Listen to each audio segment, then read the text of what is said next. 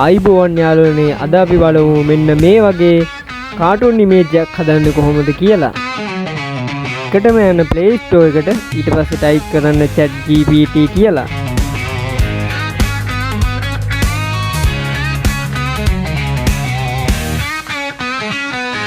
ඊට පස්සේ ChatGPT app එක download කරගන්න. මම නම් දැන් download කරලා තියෙන මේ වෙනකොටත් ඒකේ ඉන්න මට ආයෙ download කරගන්න අවශ්‍යතාවයක් නැහැ.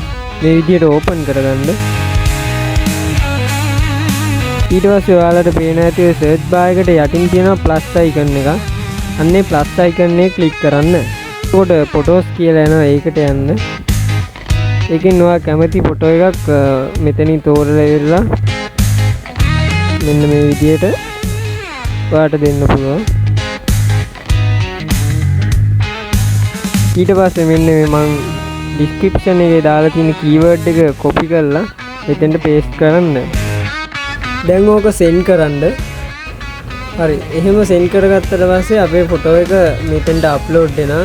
ඊට පස්සේ සාමාන්‍යයෙන් විනාඩි 2ක් වගේ කාලයක් ඉන්න ඕනි. A few moments later. හරි. ඔන්න අපි upload කරගත්ත photo එක දැන් create වෙලා මෙතනින් ඇවිල්ලා තියෙනවා. අපිට දැන් පුළුවන් මෙන්න මේ විදිහට මේක download කරගන්න. එහෙම download වුණාට පස්සේ ඔයාලට පෙන්නනවා මෙතන image download කියලා.